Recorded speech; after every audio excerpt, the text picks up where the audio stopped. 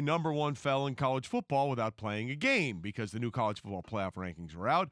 LSU, which was number one last week, dropped. Ohio State, with their win over Penn State, went to number one. And I have to say, people started freaking out about this. Yes. Didn't we say on this show last week, if Ohio, I believe you said it a week ago, cool that LSU's on top, but this is probably the last week they're going to be at number one because when Ohio State beats Penn State, they'll be jumping. Yes, there's the last week. They'll be at number one until the last week. Correct. Then LSU will be back at number one. I've been saying this all along. This committee is a week-to-week committee. Yep. And they saw LSU take on Arkansas, and they saw Ohio State beat a ranked Penn State team. Now, each of the teams have beaten a ranked team. Remember, in the first rankings, Ohio State was number one, and then LSU overtook them at number one when they beat ranked teams. Now, Ohio State did the same thing back.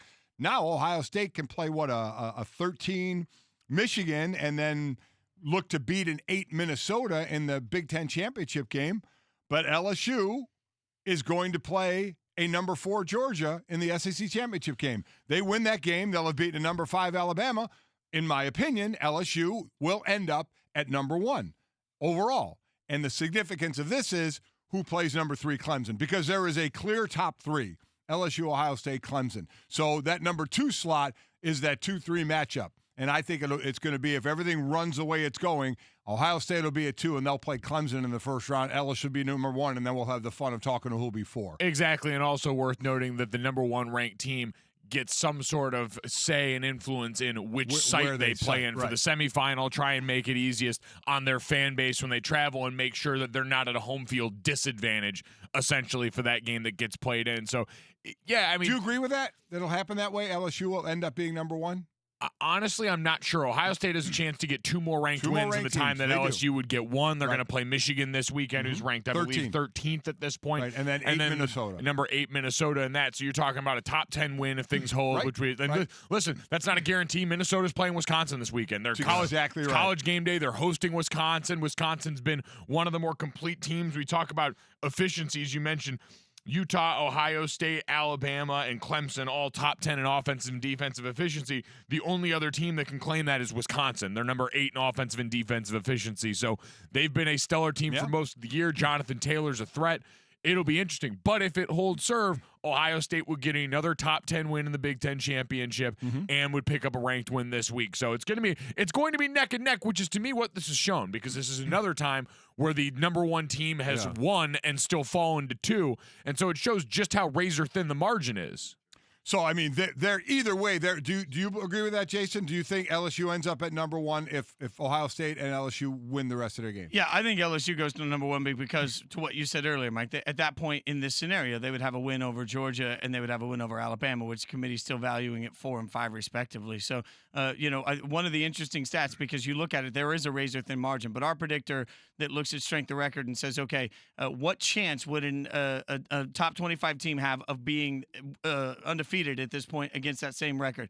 Our metrics say that an average top 25 team right now would have an 11% chance of being undefeated against the record of Ohio State, against the opponents of Ohio State. Right. That same metric says 2% against the schedule of LSU. So advanced metrics say that LSU's already played a tougher schedule. Right. When you add the number 4 team in there, I think that's too much to keep them in anything. I agree. I do think LSU will end up back at number 1.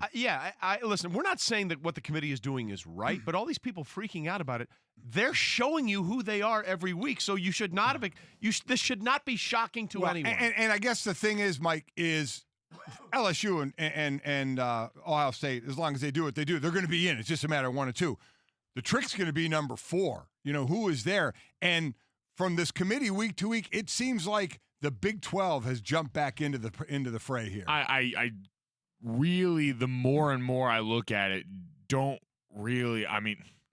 spit it out, Junior. It's just strange to see what's happened, because I understand going back a few weeks when Baylor and Oklahoma played the first time and all this, where Baylor was ranked and all that, and why a loss there dropped them 1 spot. They were still behind where they had been a number of the 2-loss teams that the committee certainly prizes, Florida, Wisconsin, Michigan.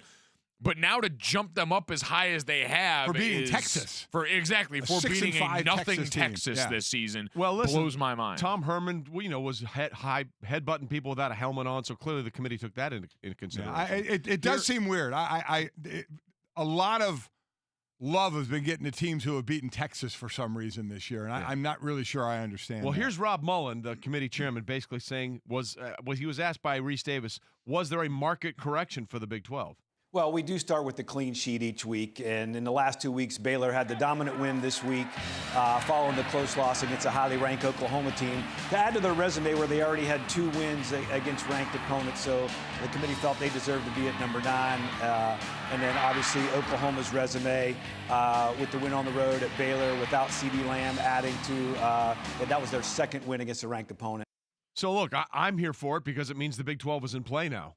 Well, that's the thing. It's jumped them back into contention. The only thing I can think of is maybe it's like bankrolling credit for what they saw against Oklahoma. Like, hey, it would be really weird to all of a sudden jump them 3 spots over Florida, Michigan, and Wisconsin after a loss to Oklahoma. But in this case, it seems like they're getting credit for that now 2 weeks later. Yeah. Well, you know what? You put a win back in that column. We understand you're a 9-win team. We got a couple of 2-loss team or 10-win team, excuse me. And we got a couple 2-loss teams in front of you. We'll finally give you credit for basically punking the team that we have right now closer to the prize in Oklahoma. In the first half of that game, you didn't manage to hold on to it, but you certainly changed that up. Listen, the first thing he said there is everything you need to know about this committee. We start with a clean sheet every week, right? So they they tend to not do a lot of carryover. Whatever we see now, the shiny object in front of us, that's what we're looking at. We're so glad you're watching ESPN on YouTube. For more sports and analysis, download the ESPN app. And for live streaming sports and premium content, make sure you subscribe to ESPN Plus. We'll see you there.